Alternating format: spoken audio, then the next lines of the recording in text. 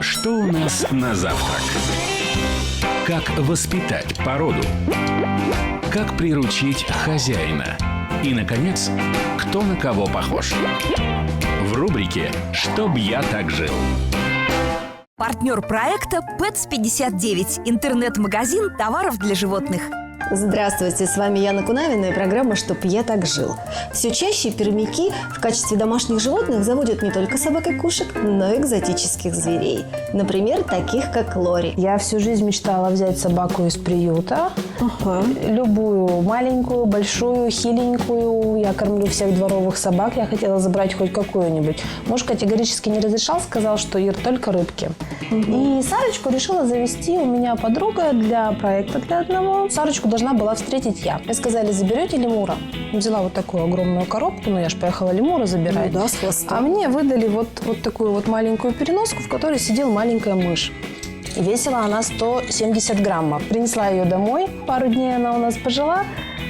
У подруги отменился проект, и как-то вот так вот мы решили с мужем, что мы не готовы с ней уже расставаться. Конечно, первое время с ней было безумно тяжело. Плакала постоянно, не спала, носилась по клетке, очень неохотно шла на руки, была очень неконтактная. Они же ночные. Сколько она к вам привыкала? Месяц. Всего лишь. Мне просто очень сильно ее сразу залюбили. Она постоянно с нами. То есть Сара дома одна не бывает никогда. Я знаю, Лори все-таки содержат в клетках. Или там в вольерах. 2 раза она из него сбежала. Сара живет одна в комнате. У нее там диван, всякие лазилки какие-то, там шторы. Она не может соблюдать чистоту. В своей комнате Сарочка всегда без трусиков. То есть она гуляет, это ее комната, ей дали уже на откуп. Что хочет, то и делает. В крайнем случае, потом поменяем диван. Действительно. А когда гуляем по всей квартире, мы надеваем трусики. Меня очень впечатлила эта процедура переодевания штанишек. Это ваше ноу-хау? У Сарочки есть сестренка, они родились в один день от одной мамы. И хозяйка у нее в Москве. И она сказала, слушай, я придумала, как трусики можно шить. И вы сами шьете? Мама. Сарина бабушка. Сара вообще стала звездой Инстаграма. Столько подписчиков, столько поклонников. Сара была сначала, естественно, в моем Инстаграме. Мальчик один сказал, все, я отписался, мне неинтересно это смотреть, оно мне вообще не нравится. Даже я думаю, так? да. Как оно может не нравиться? Думаю, заведу и буду складывать туда. Я и не думала, что у нас получится так много подписчиков. У нас очень популярное было видео «Стриптиз». Сара танцевала, у меня муж поделывал карниз. У него была палка, она на нее залезла. Сара настоящая артистка. На самом деле Лори очень часто называют лемурами, хотя это в принципе неправильно. И Лори и лемур – это разные виды животных. Вот Сара – это большой толстый Лори. Да, у нас. Сколько весит? Согласно Википедии, должен весить до 1,5 килограмма, до килограмма 600. А Сара у нас? Кило 720. Кушает она абсолютно нормально, видимо, как у мамы, кость широкая, да, Сара? Я прекрасно понимаю людей, которые становятся заложниками вот этих очаровательных глаз, обаятельной мордочки этих животных. Очень многие увидели этих животных, наверное, в Таиланде или просто где-то в Азии. Они маленькие, крохотные, они очень спокойные, они сидят, лижут твой пальчик. Люди, которые занимаются этим фотографированием с животных, во-первых, они им подмешивают какое-то лекарство, что они все равно становятся спокойнее и выдирают им клыки. Поэтому они такие милые. Если бы кто-то подержал Сарочку незнакомый на руках так сходу, никто бы, наверное, ее не захотел, потому что прокусить Сара может до крови, может тяпнуть так, что будет даже нагноение, потому что у обезьяны ядовитая слюна. И Сарочка, на самом деле, мне кажется, немножко уникальной Лори, потому что очень многих большая проблема. Лемуры живут по году, по 1,5, и невозможно их взять на руки, можно как-то только приманить едой. У нас проблема другая, у нас невозможно отпустить ее с рук. Лори – это хищники. Да. У нас была большая проблема, Лори должны есть жуков. Первое время я брала вот так на пинцете. Она не ела, она не понимала, она боялась. Я изображала с ней сценку, смотри, как маме вкусно. Уважаю вашу смелость. Я могу оценить вообще этот поступок как безумную любовь к своему Лорику Саре. У нас счастье было у всей семьи, когда Сара съела первого жука, и мы поняли наконец-то, что все, ей сейчас всего будет в организме хватать. Сырые перепелиные яйца.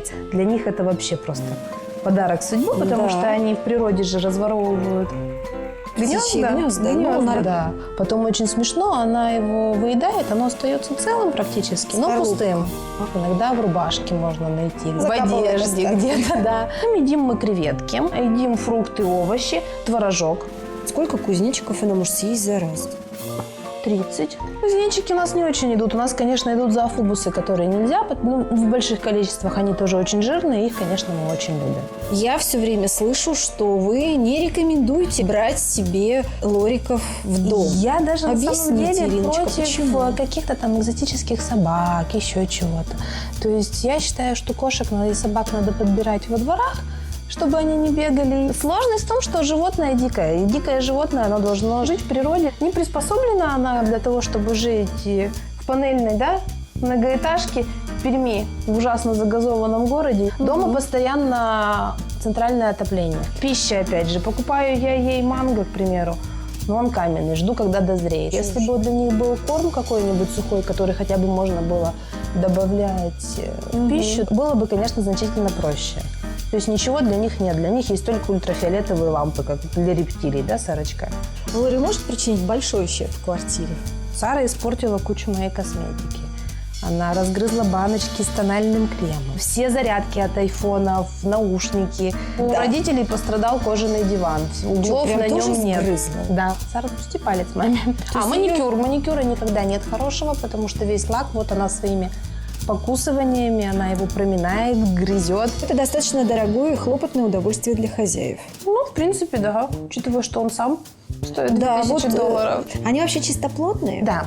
Мыть нельзя. Сара прекрасно моется сама. Ветеринарная помощь таким, как лорики и вообще другим экзотическим животным. Нам повезло, мы нашли врача в зоопарке.